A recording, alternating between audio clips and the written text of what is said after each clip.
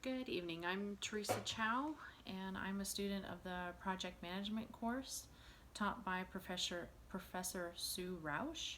And tonight I'm going to be discussing the project management process of the 1976 Montreal Olympics. In 1970, the Olympic Committee awarded the 1976 Olympic Games to the city of Montreal. And selected cities have to do whatever they can do to complete all the infrastructure and the buildings on time prior to the Olympic Games. And typically they only have 6 years to do the plan and construction of all of those infrastructures and buildings. And Montreal took a unique approach to this, to their construction of the Olympic Games. So I will discuss this briefly. I'll discuss what they did in each step along the way of the project as it relates to the project management process, and explore how each stage was handled during the construction. So the first stage is the organizational strategy. And organization strategy management is the first important contextual element in its project management approaches, according to Pinto. Montreal really wanted to show them what a great city they were and what they had to offer. And Mayor Drapeau was the driving force behind that.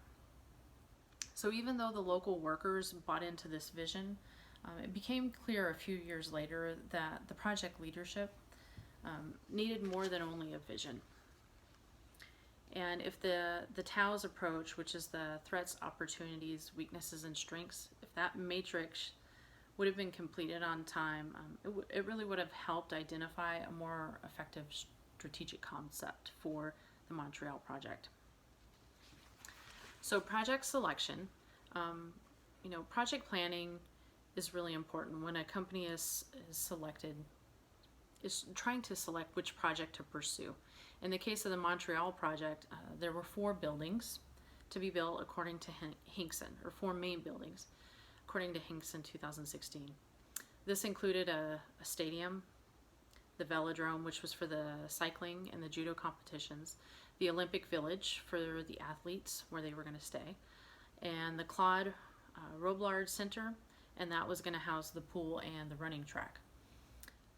So for proper project selection, these buildings should have been planned individually, and they really needed to capture the interdependency between these buildings according to COP 2009. Understanding that interdependency and the priorities of the 4 buildings would allow the project team to build it in phases. It would allow for prioritization as well. If one building was going over budget or over schedule, beyond the schedule, and even beyond the project scope, the project team could see what items or what activities of the project that they could either realign, they could reprioritize, or even simply eliminate. And this is according to Pinto. So the next stage is project leadership. Now, Mayor Drapeau immediately announced himself as the project manager. Now, the problem with that is that he had no experience in leading a complex team. He had no experience in construction management, and he also had no experience in project management. So a project manager is really there. They need to ensure that the team understands the purpose of the project. They understand that they have the right to disagree with them. Everyone has a joint accountability, and understands that absolute honesty is required for them to be successful. And all of these are important, according to Pinto 2016. None of these characteristics were apparent within the project team or properly displayed by the project manager, Mayor Drapeau. So bids were sent in to Drapeau for the architect position and for designs. But he didn't pursue any of them, and instead he awarded it to Talbert. Now, Drapeau liked him because of the other structures he had built, according to Delate 2012. But unfortunately, Talbert had a reputation for running over budget, according to Delate. Talbert was the project owner, but he had no real skin in the game. other than his reputation of the beautiful buildings. But there were no penalties for him in his contract to deter the schedule slippage or cost overruns. Now, during the project, there were 2 reorganizations of the leadership team, according to Cerulli, 2013. Unfortunately, it came a little late. So I'm going to refer to my PowerPoint slides. Slide 1 shows the original leadership structure. So you had Drapeau and Talbert were kind of the 2. And then they had 2 other project managers reporting to them, which was Claude Feneuf, who was in charge of the installation, and then Paul Howell, who was in charge of the games planning. Now slide 2 shows that Feneuf was replaced by Lavalin as the installations project manager, and then they added managers below him. One was to manage the design, and then one to manage the construction. And then slide 3 shows the second and final reorganization of leadership, which came at the end of 1975 when the Olympic Organization Committee, or also known as COJO, basically kicked Mayor Drapeau and the architect Talbert off the project and installed their own team to complete the construction. Now, since there wasn't a project manager who held people accountable, the behaviors did not change or improve throughout the project. So the next stage is scope management. Scope management is the function of controlling a project in terms of goals and objectives through the processes of conceptual design, full definition, execution, and termination, according to Pinto. Now, from all the research, there's no detailed explanation of the conceptual development, and many articles do point to the fact that some of the design plans were not completed until late summer of 1974. So they were awarded in 1970. In 1974, they're finally getting the designs, and they have 2 or less than 2 years before the Olympic Games actually take place. Now, the timeline did not allow for proper planning or proper scope management because they were starting basically at the beginning of the project management process because of these delayed plans. There was no proper planning of those late designs, but also no proper control systems put in place to identify all the risks and for them to plan for contingencies. So really shows us a brief work breakdown structure of the stadium, which is basically 4 sub-activities: the shell, the tower, the roof, and the field. Now, with the late delivery of the plans of the stadium, the team decided to build the tower and the roof after the Olympics. Now, this was a good decision because there ended up being a 5-month delay in the work due to the workers walking off the job, and that happened between May of 1975 and October of 75, according to Hinkson. So delayed design plans really caused a domino effect of issues for them. There was no proper scope baseline. The team could not properly plan project objectives and goals for the budget or the schedule for every activity they had going on. And before the Installation Olympic Committee stepped in, there were no proper controls implemented either. Now, configuration controls should have shown the architect was not following the baseline scope. The design controls would show that the design specifications were out of the project scope as well as the costs. Trend monitoring would show the huge deviations from the normal project metrics. And there was no document control because there was not even a proper bidding process for the contractors. Acquisition controls would show the costs of the equipment and the materials were far beyond the original plan. And there were no specification controls because the project manager was the one changing the specifications on a whim, and he wasn't properly communicating to all the concerned parties, according to Delate. Next stage is the project team, And the creation of the project team really had the same issues as the selection of the project leadership. Many contractors were simply awarded the contract without competing it. And without competing these contracts, especially on a complex project like Montreal, it's difficult to know if you have the right people in the right positions. So the process really made it difficult for project leadership to know if they had the proper resources or not to complete the project. So as I stated in the beginning, the team had a clear sense of the mission.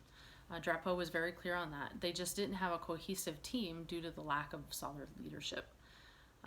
There was a lack of team motivation, and according to Delate, and then Pinto points out what some of those behaviors are. So there's poor communication, there's poor leadership, poorly defined project team roles, and there's dysfunctional behavior. And the Montreal project really had all of those elements.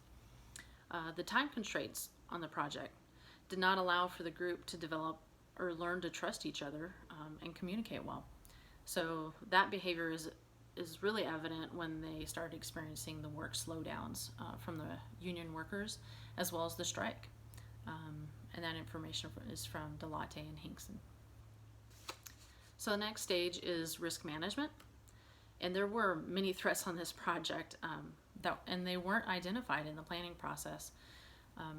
So according to Mentis 2015, threats include two things: risks, which are quantifiable, and then you have your uncertainties, which are not quantifiable.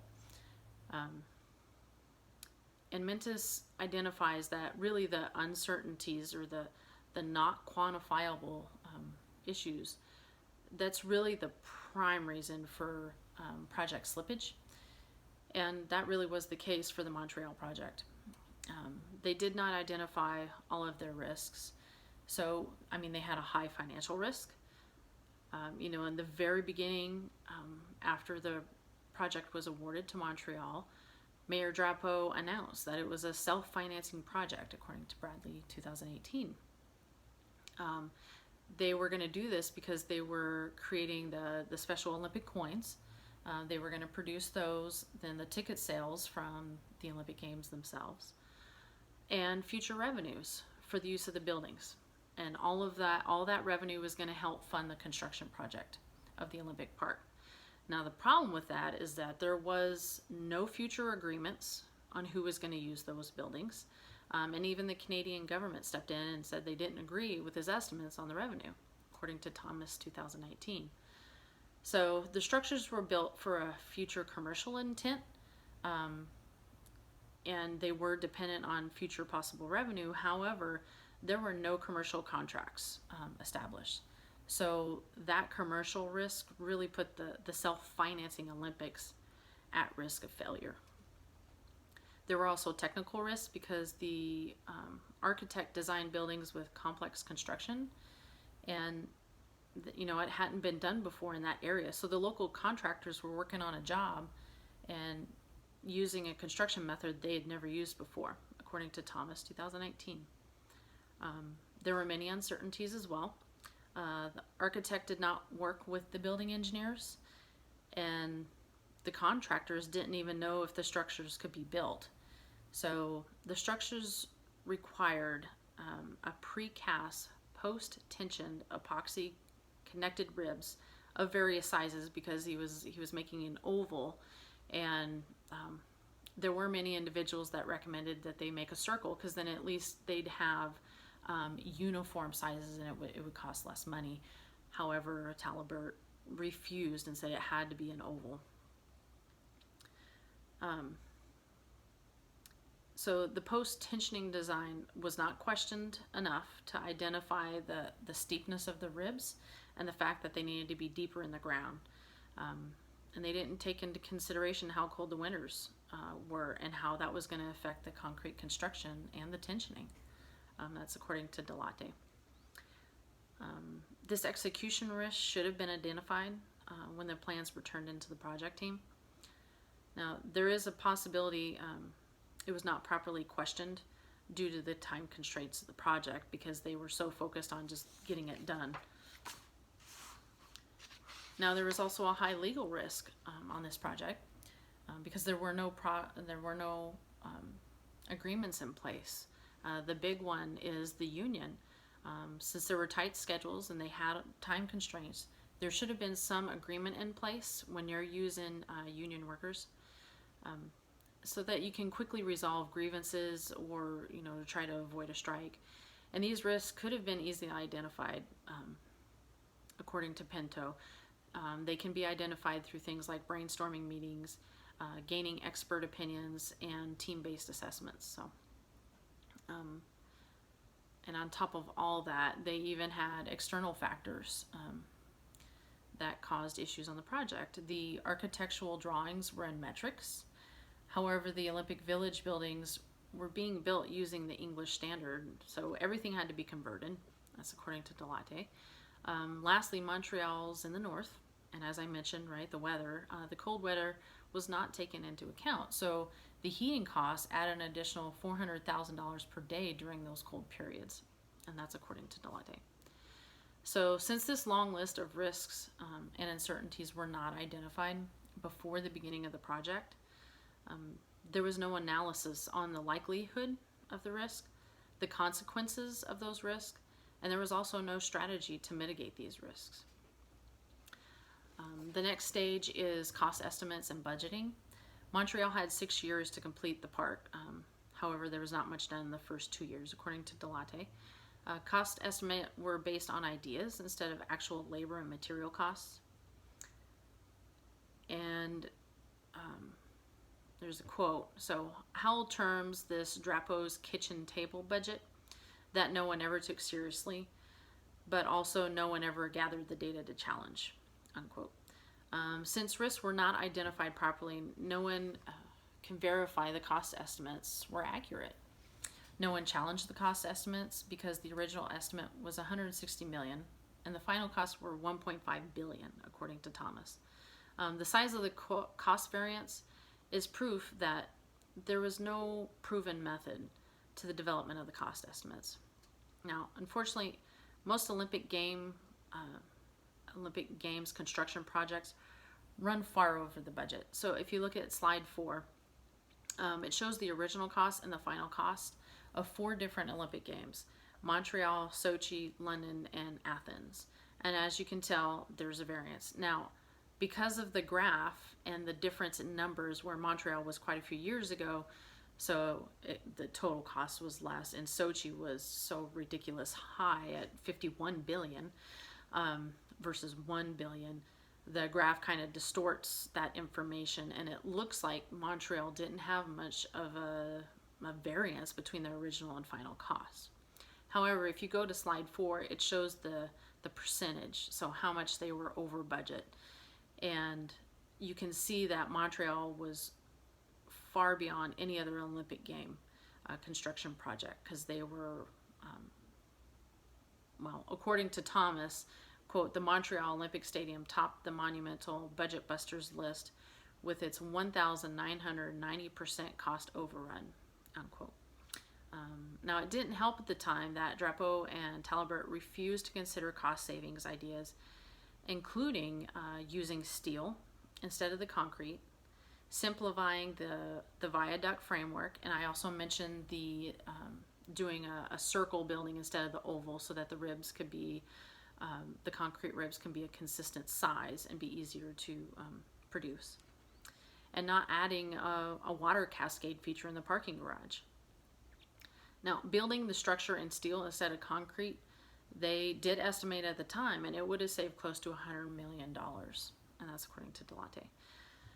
The Montreal project experienced all the common problems associated with cost estimation. They had a low initial estimate. They had unexpected technical difficulty, the lack of definition of scope features, goals and purposes.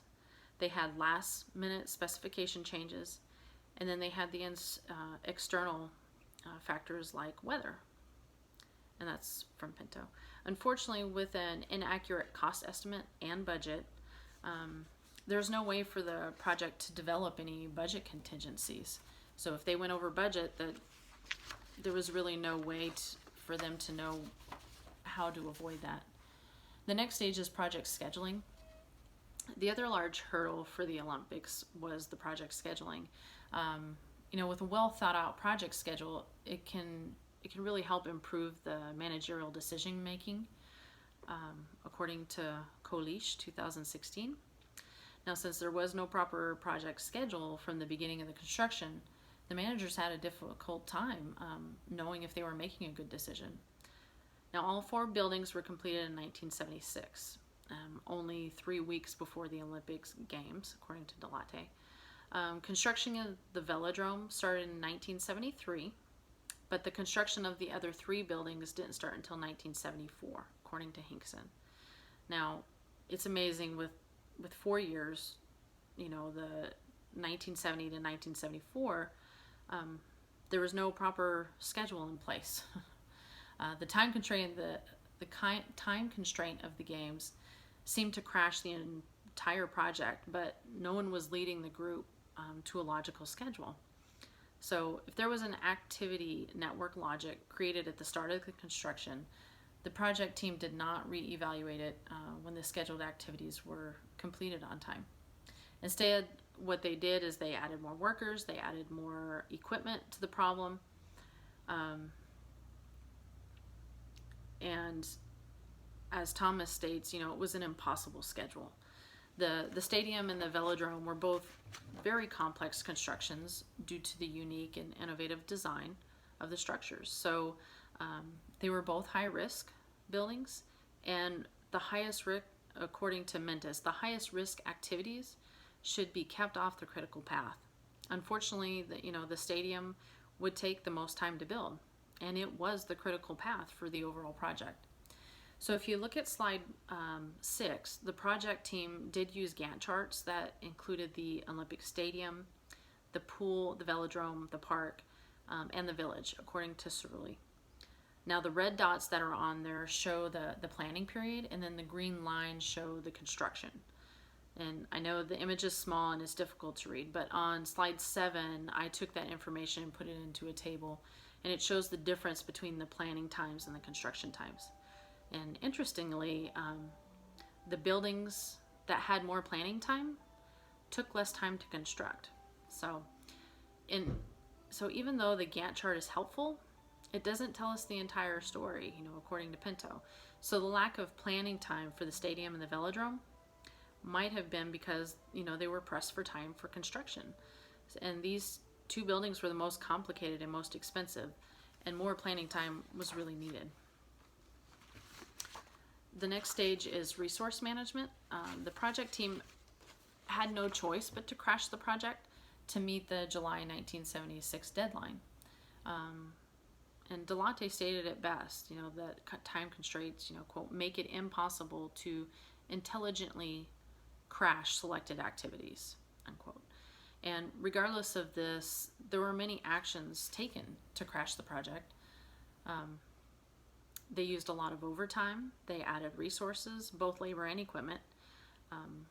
No one on the project team evaluated, at what point the time and the cost trade-off are optimized. This exercise would have been helpful because the project did not experience increased productivity by them throwing all these people onto the job. Instead, what they had was just congestion in the work area. When Delate points out that there were so many cranes on the site that the cranes had to wait their turn to perform their lifts. And, by the end of the construction, the project really became a mixed constraint project. The team had to, quote, minimize resources overall while allocating levels necessary to achieve the deadlines within the same project components. And that's from Pinto. The Olympic Organization Committee, or the COJO, managed to shorten the longest critical activities by deciding to not construct the tower and to not complete the roof of the stadium. So by delaying the building of the tower and the roof until after the Olympic Games, the project would not incur any of those additional risks. And the next stage is project evaluation. Project monitoring was done by COJO. However, they stepped in a little too late. Instead of waiting until 1975, with less than a year for them to complete the project, they should have stepped in earlier. In the private sector, most managers would never allow their employee to run over budget or pass scheduled deadlines for 5 years before they step in and address the problem. As shown earlier on the Gantt charts, they were used, but these are really reactive control systems. When a project is time constrained, having that reactive control system instead of a proactive control system can put the project further behind schedule, according to Pinto. So if the project used the Earned Value Management Control System, the EVM, the COJO would have seen the impact of the time, the impact of the cost, as well as the project performance on any analysis of the current project status. And that's wording from Pinto. There should have also been an unbiased third party reporting the evaluation of the performance of the project. This project would have eliminated the human factor, or the human factor issues of DRAPO continuously reporting better results than what was actually happening on the work site. And the last stage is the project closeout. So the province of Quebec should have terminated the project. Well, either the province or the COJO should have terminated the project at the end of 1974 when DRAPO sent a representative to a meeting to notify them that they needed more funding for the project, according to Delate. The stakeholders knew they were 4 years into the project and nothing had been completed. So the project team only had 1.5 years to get all the construction completed. And unfortunately, the province of Quebec did not step in until the end of 1974 and took over the project, and they fired DRAPO and Talbert. Now, there have been many case studies and articles on the Montreal Olympic Game construction project, but none of them discuss the project closeout process. And I think the reason for that may be, that it was never closed out because they still have repairs going on an ongoing basis. And according to Reed, the park can be used for different activities, and many buildings have been repurposed after the Olympic Games. Now, throughout this paper, we identified key errors of the Montreal Olympic project, but the following quote really summed it up. Quote, Will Jennings identifies 3 common reasons behind the cost overruns of hosting the Olympics: the bid process, uncontrolled growth in project specifications, and the failure to identify and manage risks, unquote. And that's from Skora Bogatova. Now, below is a list of recommendations for a complex project like Montreal Olympics. Prepare a competitive bidding process, have an experienced project manager, determine skill sets needed and identify those key team members, a well-developed project team responsibilities and clarify expectations, have an expert independent party to track progress, develop proper organizational structure and reporting. All contracts need to include incentives to keep each contractor on budget and on schedule. Agreements with unions if you are using union workers to continue work if there is a time constraint. Prioritize the project buildings, so having that project selection sub-activities and understanding those. Big one for these projects is identifying the risks and understand what your strategy is going to be to mitigate those risks. Develop a detailed budget after the plan designs are received. Develop the detailed schedules and communicate that out to all parties. Use the EVM control system, and then proper evaluation and close out of the project. So there could have been improvements along the entire construction project in Montreal. Really, it didn't seem like any project management methods were used at all. There was no proper planning, no experienced leadership, and no proper controls in place. So if there's an experienced project manager in charge from the beginning, most likely they wouldn't have hired Talbert because they knew about his reputation of cost overruns. And there would have been a proper planning started right in 1970 when it was awarded to Montreal. There really should have been requests for proposals ready to send out as soon as the announcement was made. By allowing the competitive process, there would also be a more diverse group of experts to select from, and that just increases your opportunity for success. When the project team was developed, there would be an expert independent party to monitor the progress, and there would be an experienced and knowledgeable project manager. An experienced project manager would also identify the key members, communicate the responsibilities, expectations, and really hold them accountable for their actions. There'd be proper planning for the budget and scheduling, and this would include the proper risk identification and how to mitigate that. And since this is already a time-constrained project, the risk identification project and the detailed budget and schedule would allow them the ability to effectively identify the best solution if the project needed to be crashed. But, and on top of that, an experienced project manager would know to plan for crashing the project since it is a time-constrained project. There also needs to be proper control systems in place for a large, complex project like this, and the EVM control system would have been best. Now EVM, it stresses the importance of analyzing the time element and project status updates. That's from Pinto, which was critical for this project. So in conclusion, Will Jennings' statement about the 3 common reasons for cost overruns was fairly accurate, but we would also add, hiring the right people and the right jobs. Thank you, and that concludes this presentation. Have a good evening.